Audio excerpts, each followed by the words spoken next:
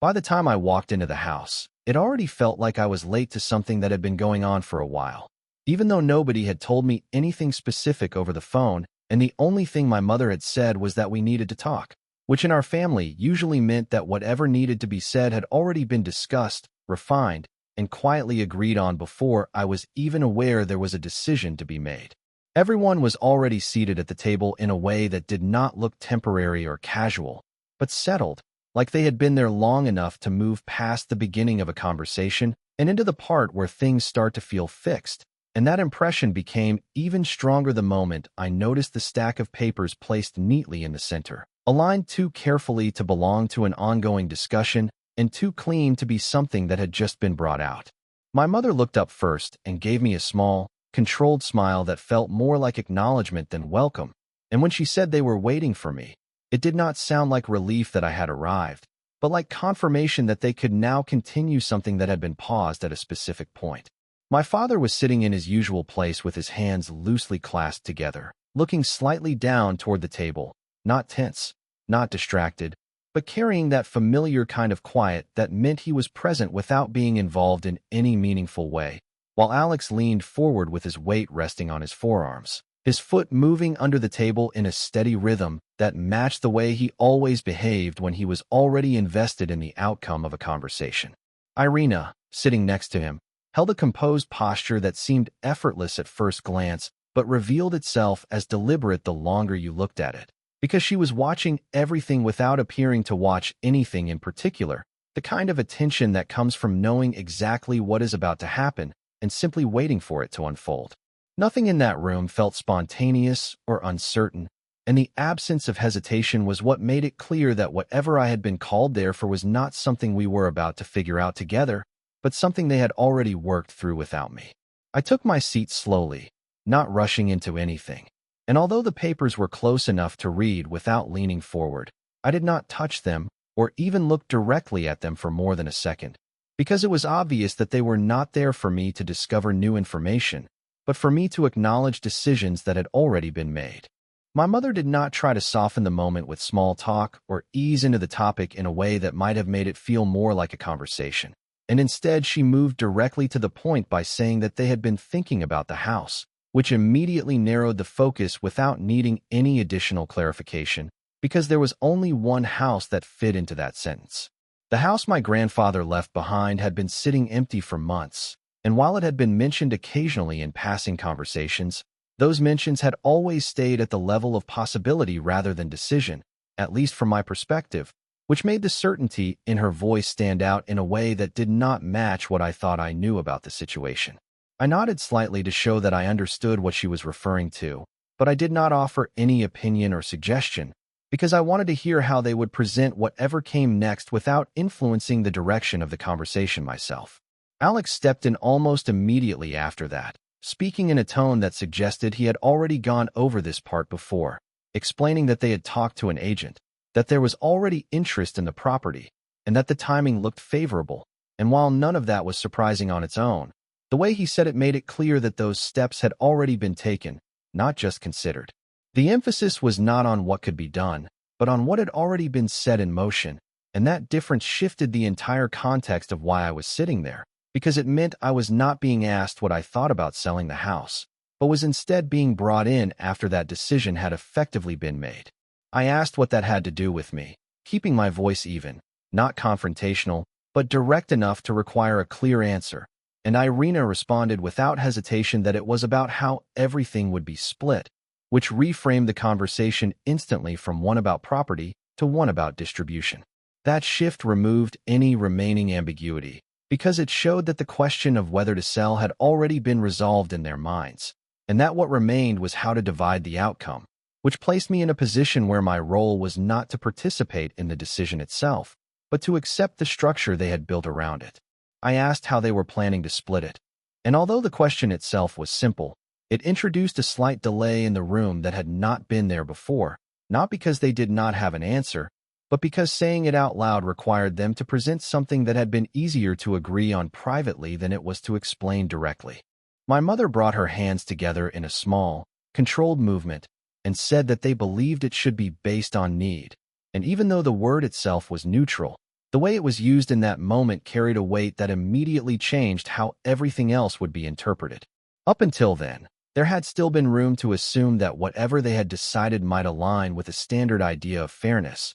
but introducing the concept of need instead of equality or proportional ownership shifted the foundation of the entire discussion into something far more subjective. I asked what that meant in practical terms, and Alex began explaining that everyone's situation was different, that I was stable, that I had fewer responsibilities, and that compared to them, I was in a position where I did not rely on that money in the same way. And while none of those statements were entirely false, the way they were presented turned them into justification rather than observation. Irina followed by adding that they were dealing with ongoing expenses and financial pressure, and that the goal was not to take anything away from me, but to create balance, framing the decision as something reasonable rather than something preferential, even though the outcome they were describing suggested otherwise. The more they spoke, the more it became clear that this was not a discussion being formed in the moment, but a set of points that had already been aligned beforehand, delivered in a way that was meant to feel natural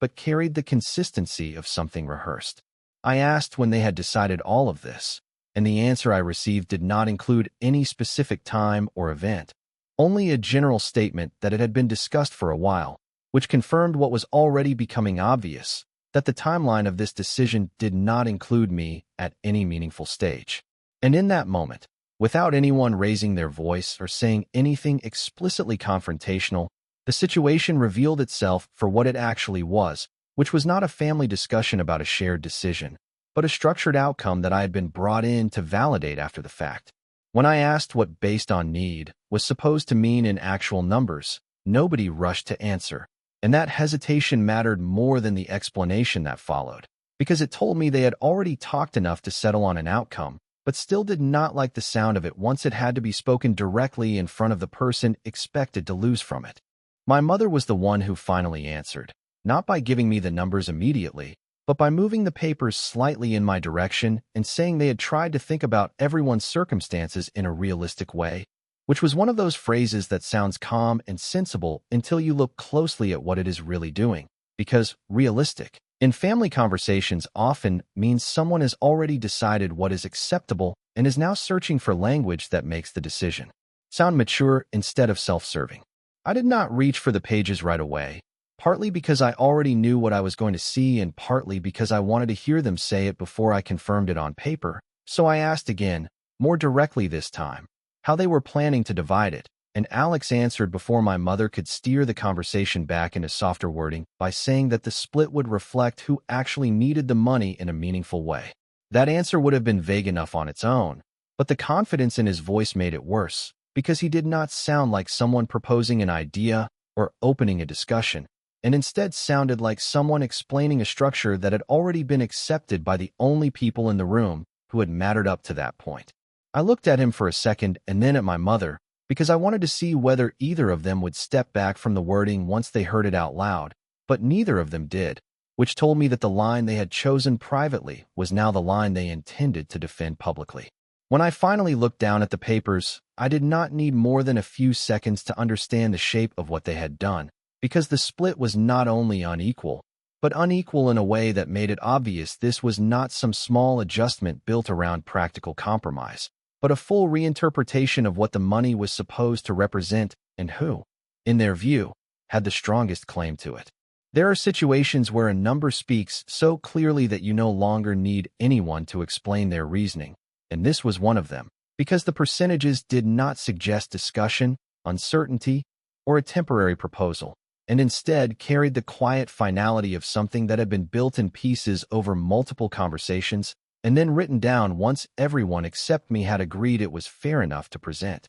I asked when they had decided it, and that was the first time the room really tightened, because my mother looked at Alex, Alex looked toward Irina, and the whole sequence happened quickly enough to seem automatic, which made it obvious that they had already learned how to check one another before answering anything that might expose how long this had actually been going on. My mother said they had been discussing it for a while, and the softness of her delivery did not change the fact that the answer itself was brutal in the simplest possible way, because for a while meant there had been time for them to think, compare, argue, settle, and finalize, and somehow none of those stages had included the person whose share they were reducing. I asked why I had not been part of any of those discussions, and she answered that they thought I would understand, which was exactly the kind of sentence my family had always used when what they really meant was that they expected me not to make things difficult, because understanding, in that room, did not mean listening, thinking, and deciding for myself, but stepping into the role they had already built for me before I arrived. I told her I did not understand, and that answer landed harder than I think any of them expected, because until then they had all been speaking in the tone people use when they assume the discussion is basically over and all that remains is a little emotional management before the final agreement. And the moment I refused to move with that rhythm, they had to stop performing certainty and start defending it. My mother pivoted immediately to fairness, saying they were only trying to do what was fair, and when I asked fair to who, Alex answered that it was supposed to be fair to everyone, even though he still was not looking at me directly, which mattered because people tend to avoid eye contact when they are saying something they want to believe is reasonable even though they already know exactly how it will sound from the other side. I said that equal would be fair, and Irina responded without hesitation that equal is not always fair, which was a polished sentence in the worst possible way because it sounded like something she had already repeated before, either to herself or to them,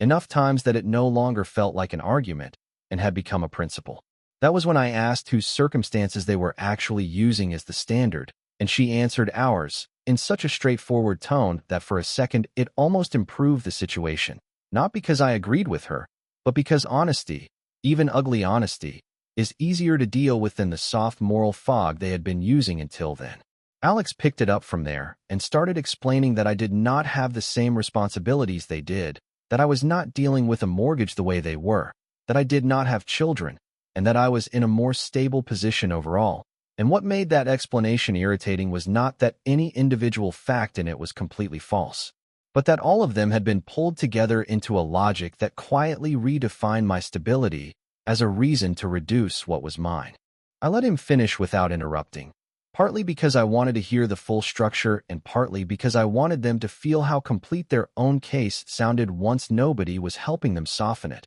And when he finally stopped, I asked him what exactly that meant in practice for me, even though by then I already knew the answer. He hesitated just long enough to show that he did not want to phrase it directly, and that hesitation told me more than his words would have anyway, because the one thing people always avoid saying cleanly is the thing they know sounds worst once stripped of its justification. So I said it for him and told them it meant I would get less, and the silence that followed did not feel like confusion or disagreement, but like confirmation, because nobody corrected me, nobody reframed it, and nobody acted like I had misunderstood the math. My mother tried to recover the tone by saying it was not about me getting less, but about me needing less, and that distinction might have worked on someone who still believed the language mattered more than the outcome. But once the percentages were already sitting on the table, the difference between those two phrases was purely cosmetic. I asked what happened if I did not agree, and that question changed the atmosphere more sharply than anything else had so far,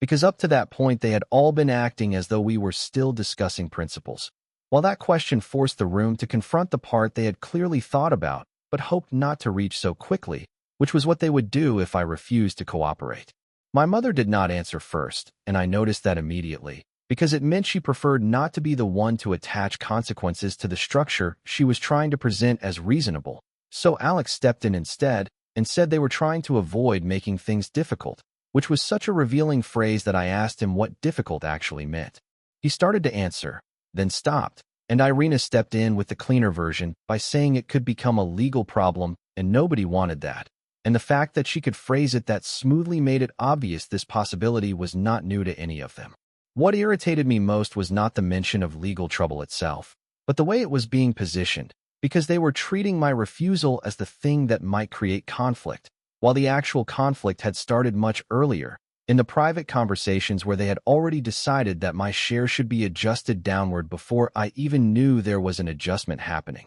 So I laid it out plainly and told them they had discussed it without me, decided what was fair without me, put numbers on paper before I walked in, and were now presenting my refusal to go along with it as the source of the problem, and none of them interrupted because there was nothing in that summary they could honestly deny without pretending the last hour had happened differently. My mother said they were asking me to be reasonable, and that word landed harder than fair had, because reasonable in family situations almost never means balanced judgment and almost always means accepting an outcome without forcing the people who wanted to feel bad about how they got there. I sat back and asked Alex how much he was expecting to receive, and to his credit, or maybe to his lack of shame, he answered immediately that he expected most of it, which was so blunt and unadorned that it actually came closer to honesty than anything else said in the room so far, because it did not pretend to be about principles, just outcome. Then I asked my mother what that left for me, and she answered that I would still get a share,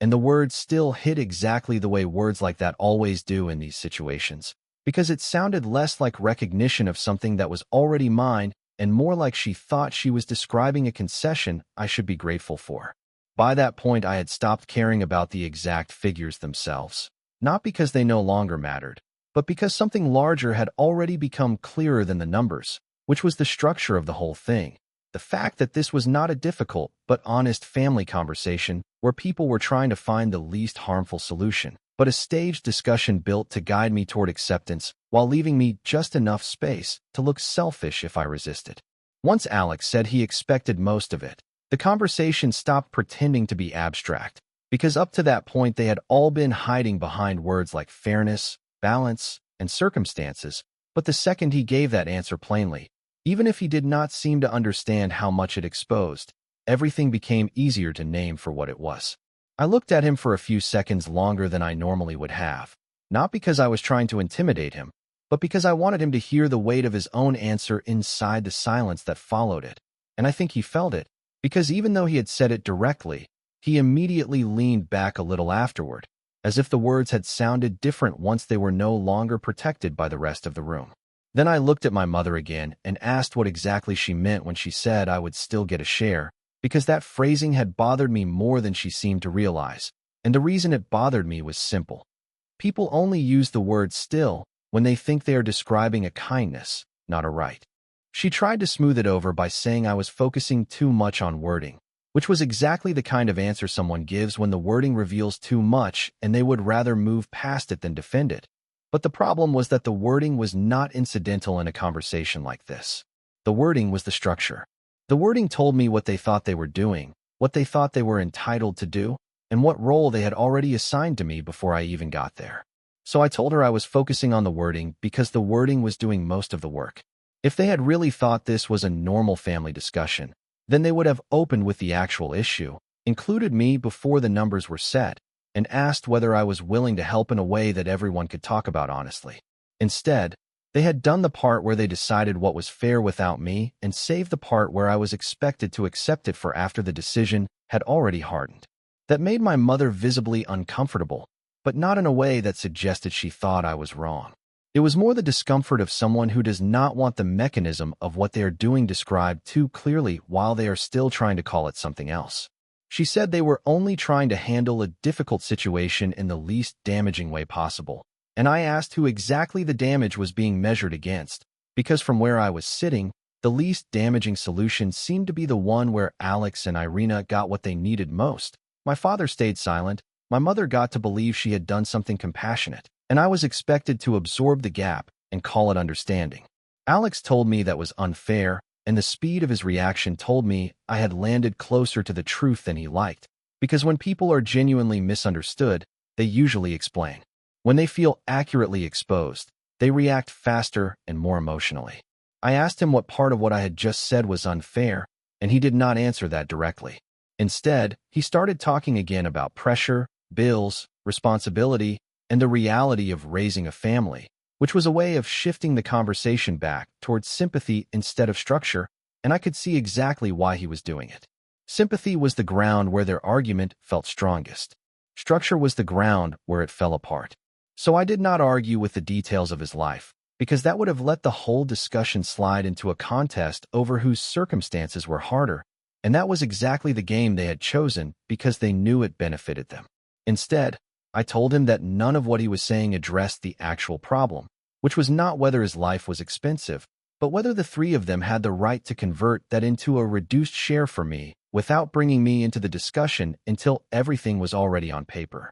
Irina said no one was converting anything and that they were simply trying to reflect reality. And that phrasing was classic Irina, because she always preferred language that sounded neutral enough to make resistance feel emotional. She did not say they wanted more. She said they wanted the outcome to reflect reality, as if reality itself had come into the room and placed those numbers on the page without anyone's help. I told her reality does not write percentages. People do. People choose what counts. People choose which facts matter. People choose what gets called burden and what gets called stability. And people choose whether someone's quiet life becomes evidence of self-sufficiency or simply an excuse to take from them with a cleaner conscience. That was the first moment she looked genuinely irritated rather than composed, which I noticed immediately because she usually protected herself with tone before anything else. And when that slipped even slightly, it told me she knew the language she had been relying on was no longer holding the conversation together. My mother jumped in before Irina had to answer and said that no one was trying to take anything from me, which was such a useless sentence in that moment that I almost laughed, because the papers were literally on the table, the percentages were literally printed, and the entire room was built around the fact that they had already decided I should receive less than an equal share. There was no version of that where taking was the wrong word simply because they had put a gentler explanation around it. I asked her what she thought taking looked like if not this, and for the first time she did not answer immediately. She looked down at the papers, then at my father, and that was interesting because it suggested she wanted reinforcement without having to ask for it directly. My father still said nothing. That silence had started out as passivity, but by then it had become something else. It had become participation through absence. The longer he stayed quiet, the harder it was to treat him as someone caught in the middle. He had stopped being neutral the second he allowed the whole structure to proceed with him, sitting there and watching. I turned to him and asked, as calmly as I could, whether he had been part of these conversations from the beginning or whether he had just let them happen around him, and he finally looked up properly for the first time since I arrived. He did not look angry or ashamed or even especially defensive. He looked tired in the way people look when they know the answer they have would not improve anything and are hoping that saying less will somehow reduce what they are responsible for. He said they had all talked about it. Just that. No explanation. No defense. No apology. They had all talked about it. I nodded once, because that was enough. I did not need more detail from him than that. The sentence was small, but it closed the last door in the room. There was no longer even the possibility that he had been passive in a narrower sense, or unaware of how far things had gone. He had been part of it. He just had not wanted to be the one saying it. I told him that was all I needed to know, and my mother immediately tried to soften the moment by saying this was not supposed to become a fight, which was another sentence that sounded reasonable until you looked at what it was really doing, because what she meant was not that she wanted peace. What she meant was that she wanted no one in the room to use honest language that forced the process into full view. I said it became a fight the moment they decided my position without me, and she shook her head and said they had not decided my position, which was so obviously untrue at that point that even Alex did not try to back her up quickly. I looked at the papers and asked her whether there was any number on those pages that had been left open for my input before today, and again, silence did the work for me. That was the thing they could not get around. They could keep talking about fairness, needs, love, support, and realism, but those papers had one brutal quality that none of their language could erase. They existed already. They had numbers already. They had shape already. The conversation I had been invited into was not one where options were being explored. It was one where they were trying to persuade me that the finished product deserved my cooperation. Alex said they had to start somewhere, and I told him that starting somewhere is what people call it when they want a unilateral move to sound procedural instead of manipulative. If they had started somewhere honestly, they would have started with all of us in the room before anything was drafted, not with an agent, not with numbers, not with a split, and certainly not with me being called in after the architecture was already standing. He said I was making it sound like a setup, and that was one of the few moments where I did actually laugh, not because I found any of it funny, but because that was exactly what it was, and the fact that he chose that word himself told me he could see it too. I told him I did not have to make it sound like anything. It already sounded that way on its own. Then he got a little sharper and said not everything had to be interpreted through the worst possible angle. And that line annoyed me for the simple reason that people only ever say it when the plainest interpretation is already bad enough, and they need you to feel guilty for not dressing it up. So I told them I was not using the worst possible angle. I was using the straight one. They had discussed it without me, assigned me less, framed my refusal as selfishness, and now wanted me to smooth it over by accepting their conclusion so the whole thing could still count as a family decision. Irina said that was not fair, and I remember noticing how many times that word had been used in the room by then, usually right after someone had described something that clearly was not fair at all. It had become less of a principle and more of a shield. I asked her what exactly was unfair about my description, and she answered by saying that they were not trying to hurt me, which was not an answer but a retreat into intention, and intention is always where people go when outcome stops favoring them. I told her I was not talking about whether they intended to hurt me. I was talking about what they had done. People do damage under calm tones and clean motives all the time. The fact that something is done politely does not change the structure of it. That landed badly in the room because it removed the one last defense that was still protecting them, which was the belief that if nobody shouted, then nothing especially ugly had happened. For a little while after that, nobody said anything. The room got quiet in the heavy way that only happens after all the safe language has been used up, and what remains is the visible shape of the thing nobody wanted named. I remember looking at the papers again, then at each of them, and realizing that what made it so hard to sit there was not even the reduction itself. It was the fact that they had built a whole moral frame around it in advance, so that by the time I arrived, the decision did not merely exist, but was already wearing the clothes of compassion. That was the part one could not get past. Because if Alex had called me before any of this and said, plainly, "We're struggling, and I want to ask if you'd consider letting me take more of the inheritance," I might still have said no, but at least I would have been treated like a person. I would have been asked. I would have been given the dignity of choosing. Instead, they had skipped the part where I mattered as a participant and gone straight to the part where I was expected to behave well inside a conclusion that served them.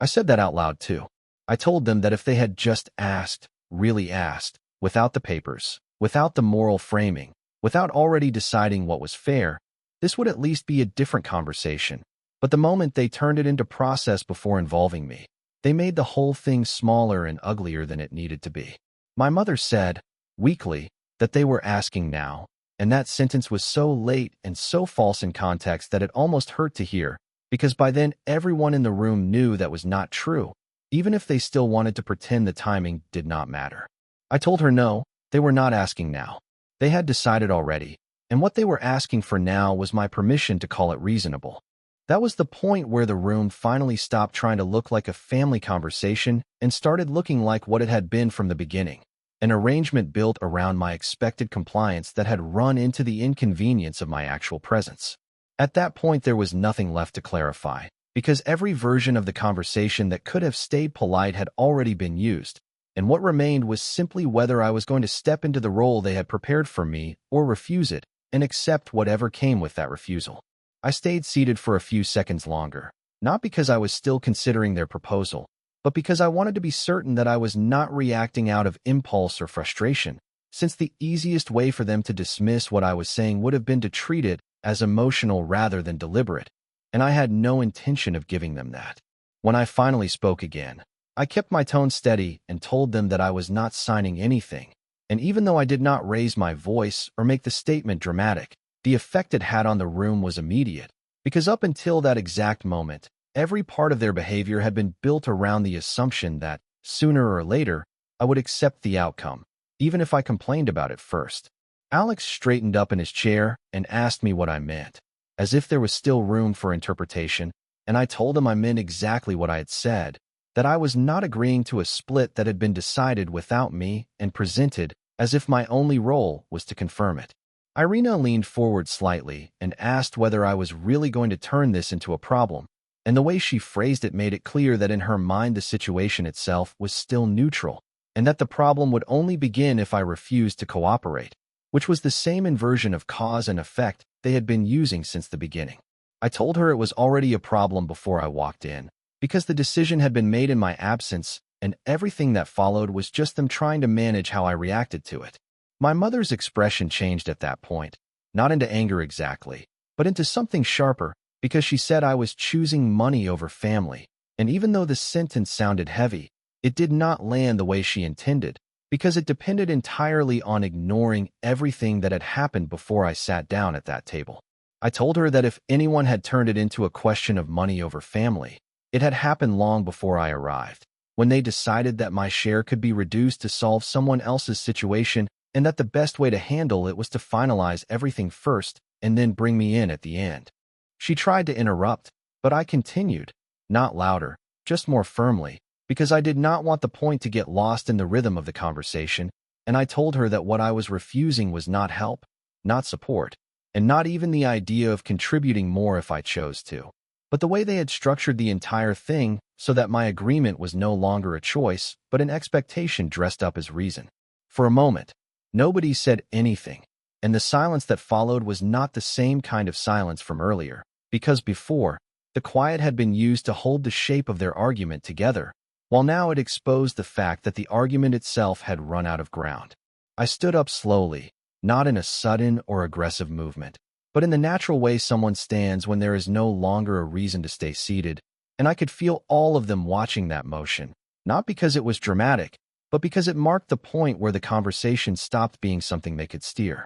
Alex asked me to sit back down so we could talk it through properly, and that sentence might have meant something if it had been said an hour earlier, before anything was written, before anything was decided, before I had been placed into a position I did not choose. But hearing it at that point only reinforced how late they were trying to turn the situation back into a discussion. I told him we had already talked it through, just not together, and that there was nothing left to negotiate now that the structure had already been fixed without me. My mother said I was making a mistake, and there was something in her voice that suggested she still believed I would change my mind if she held that line long enough, as if this was just a phase in the conversation rather than the end of it. I told her the mistake had already been made when they decided that involving me earlier was optional, and that what I was doing now was simply refusing to make that mistake easier for them to live with. Irina said that this was not how family should handle things, and I told her that I agreed, but that the part that did not look like a family handling something together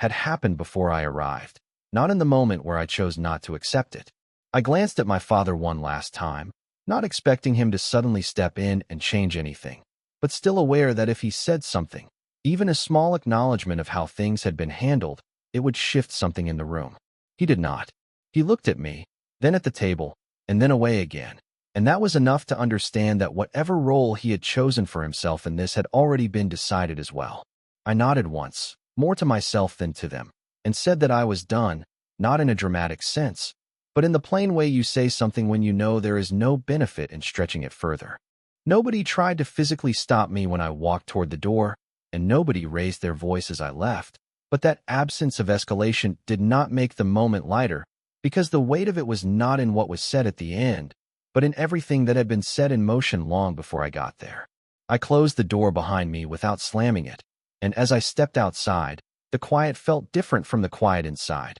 because outside there was no need to maintain anything, no need to hold a position, no need to pretend that something unfinished could still be repaired in the same shape. The conversation had not ended with an agreement. It had ended with a line, and once that line was there, it was not something that could be talked away. The first message came later that evening, and it was exactly the kind of message I expected once I had a little distance from the house, because my mother wrote that we should talk again once I had calmed down, which immediately reframed everything that had happened as an emotional reaction rather than a response to a concrete situation, and that mattered more than the message itself, because it showed that even after everything had been said clearly, we were still not operating on the same understanding of what the problem actually was. I did not respond right away, not because I was trying to punish anyone or make a statement through silence, but because there was nothing in that message that engaged with what had happened, and responding to it would have meant stepping back into a version of the conversation where the structure they had built was still treated as valid, and the only thing left to address was my tone. The next day, Alex called, and I watched the phone ring without answering, knowing that whatever he wanted to say would follow the same pattern, and a few minutes later it did, in the form of a message telling me that I was overreacting and that things did not have to go this far, which again placed the emphasis on my response instead of on the process that had led to it. What stood out was not that he disagreed with me, because that part was expected, but that he skipped entirely over the fact that the decision had been made without me. as if that detail was either irrelevant or too inconvenient to acknowledge, and that omission made it clear that, from his perspective, the structure they had created was already justified enough that it did not need to be defended point by point. Later that same day, my father sent a short message saying that I should reconsider, and there was something about how brief it was that made it heavier than the others, because it did not attempt to explain anything or soften anything, and it did not include any recognition of how the situation had been handled, which meant that even in his quiet way, he had aligned himself with the outcome without taking responsibility for how it had been reached. Over the next few days, the messages continued, but none of them moved the conversation forward in any meaningful way because they all shared the same underlying assumption, which was that the decision itself was reasonable and that the only remaining issue was whether I would eventually accept it once things had settled down. At some point, I realized that there was no version of that exchange where I could explain my position in a way that would change their understanding, because they were not lacking information, they were operating within a framework that made my perspective secondary from the start, and as long as that framework remained in place, any explanation I gave would simply be filtered through it and reinterpreted as resistance rather than disagreement. A week passed, and the messages slowed down, not because anything had been resolved, but because repetition had reached its limit, and without new arguments to introduce, the conversation began to fade under its own weight. What made the whole thing heavier was not just what happened in that kitchen, but how quickly the version of it that escaped into the rest of the family stopped sounding like what I had actually lived through. Because once enough time passed for people to retell it to one another, the structure changed in exactly the way these things always do, where the uncomfortable details get blurred first, the sequence gets softened next, and by the time it reaches the people who were not in the room, what remains is not a lie exactly, but a cleaner version of events that protects the people who moved first. I started noticing that within the second week, not through anything direct from my mother or Alex, but through the small sideways channels families always use when nobody wants to admit they are gathering reactions, because one of my aunts called me under the excuse of checking in and asked in that overly gentle tone whether everything was all right between me and my brother, which was already enough to tell me that some version of the story had begun circulating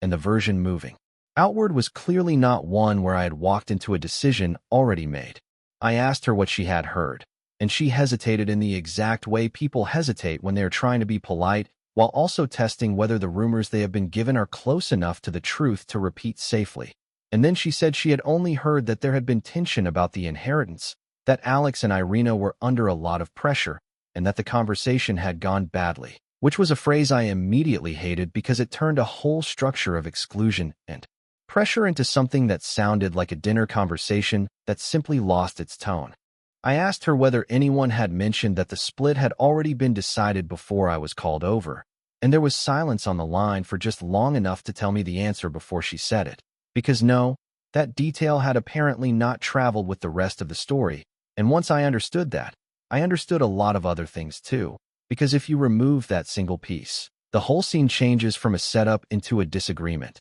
and that difference is exactly what protects the people who did the setting up. She tried to smooth over the pause by saying that everyone was worried and that people were probably just repeating things imperfectly, which may even have been true from her perspective, but imperfectly is a generous word for what families do with conflict when they need to preserve the moral comfort of the people closest to them. Because what actually happens is that they shave off the sharp edges until only a manageable outline remains, and then they act like the missing pieces were accidental rather than useful. After that conversation, I stopped being surprised when little signs of that cleaned-up story started showing up in other places, because another relative sent me a message that said she hoped I would find a way to work it out, which again sounded harmless enough until you looked at what it assumed, because people only talk about working something out when they believe there are two sides still negotiating, not when one side already built the outcome and expected the other to sign off on it.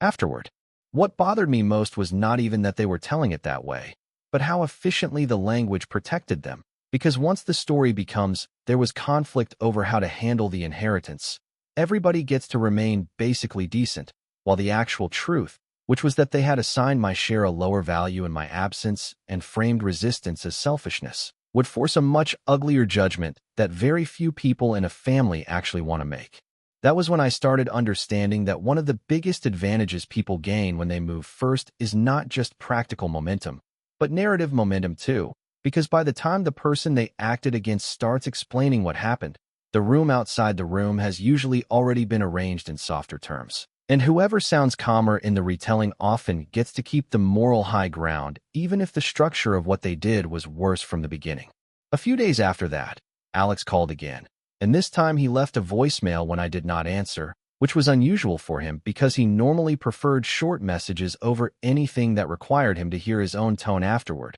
And in the voicemail, he sounded tired rather than angry, which was probably intentional, because tiredness tends to get read as sincerity more often than frustration does. He said that things had gotten out of hand, that nobody had wanted them to go that way, and that from his perspective the whole thing had become bigger than it needed to be, which was exactly the kind of wording I had come to expect by then, because it treated scale as the problem instead of cause. He never said they should not have made the decision without me, and he never said the papers should not have been ready before I got there. And he definitely never said they had tried to corner me morally into accepting an unequal split they already wanted. What he said instead was that it had become bigger than it needed to be, which is the language people use when they want the damage to sound like a result of everyone's reaction rather than the product of a specific choice. I listened to the voicemail twice, not because it moved me, but because I wanted to hear whether there was any point in it where he came close to naming the real issue,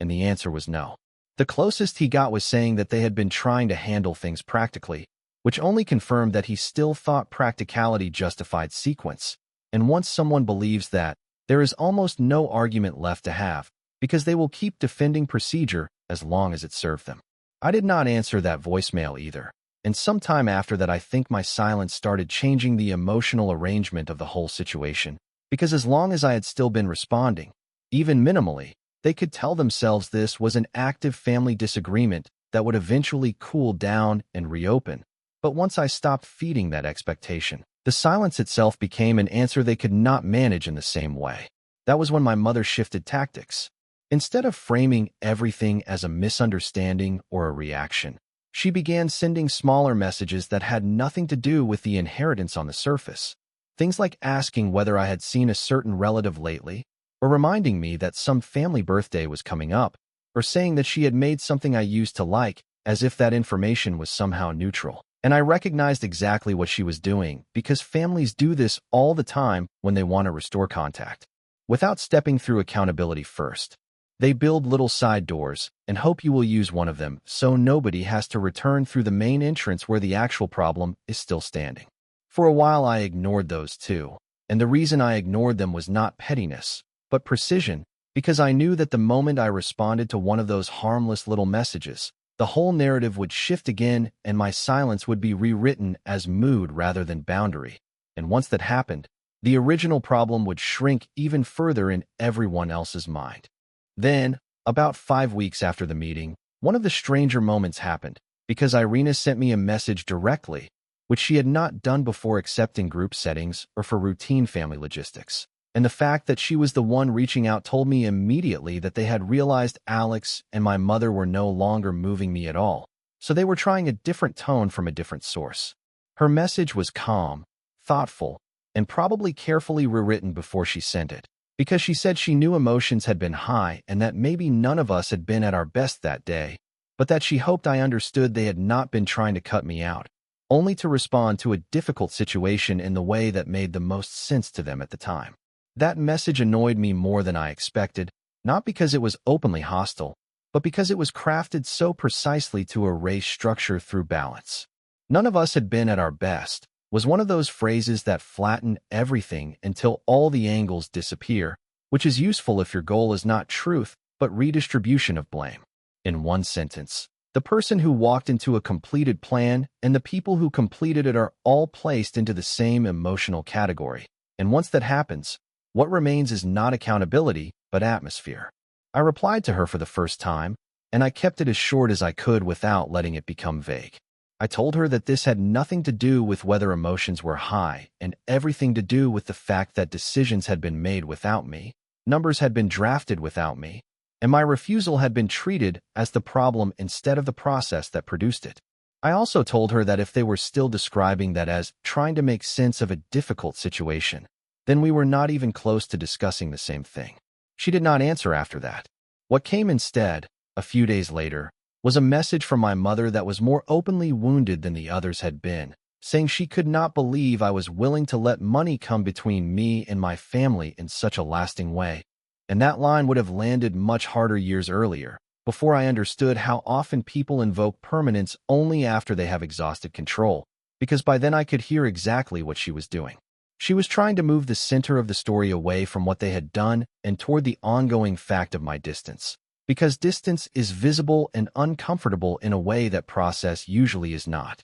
I wrote back to that one, and I told her that money had already come between us the moment they decided I should receive less and presented it as morality, and that what had made the distance lasting was not my refusal, but their refusal to describe the situation honestly even afterward. That was probably the clearest thing I wrote to anyone during that whole period, and I think part of why it mattered to me was that it stopped the drift for a second and put the sequence back in order, because sequence was always what they were trying to blur. First they decided, then they framed, then they brought me in, then they treated refusal as injury, then they treated distance as mystery. My message cut through that and put the cause where it belonged. After that, the contact dropped sharply, not all at once, and not in some dramatic declared no-contact fashion, but in the quieter, more realistic way these things usually happen, where people try a certain number of times, fail to get the version of closure they want, and then begin settling into a new arrangement they would never have chosen openly,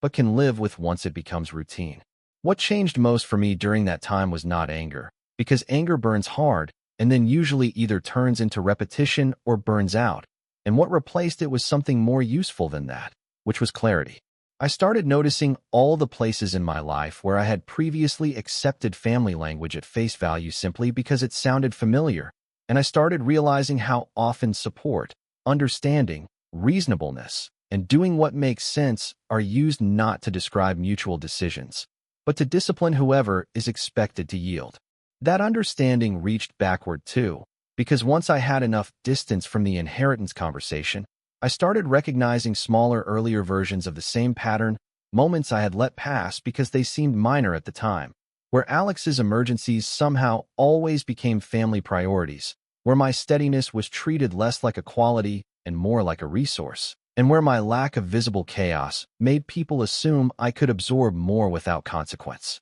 None of those earlier moments would have justified a break on their own, and that was part of what made this one so clarifying. Because sometimes a single event matters most not because it is the largest thing that has ever happened, but because it reveals the pattern clearly enough that you can no longer participate in it without seeing what you are doing. That, more than the money, was what stayed with me. Not the percentages, not the sale itself, not even the immediate betrayal of the papers already being on the table when I arrived. What stayed with me was the realization that they had not merely wanted more. They had wanted more while still being able to think of themselves as fair, and the mechanism they used to protect that self-image was my expected compliance. Once I refused, the entire moral structure around their decision started cracking, and that was why the aftermath mattered so much to them. They were not just trying to get me back. They were trying to get the cleaner version of themselves back too. By the time months had passed and the silence between us felt normal instead of sharp, I understood something else that I think would have been impossible to understand in the first week, which was that distance does not always arrive because someone stops loving a family. And sometimes it arrives because love has been asked to do work it should never have been asked to do in the first place, like cover manipulation, validate pressure, or sit quietly inside a structure that was built without consent. Once I saw that clearly, distance stopped feeling like a performance or a punishment. It started feeling like accuracy. And accuracy, once it settles in, is much harder to negotiate away than anger ever is.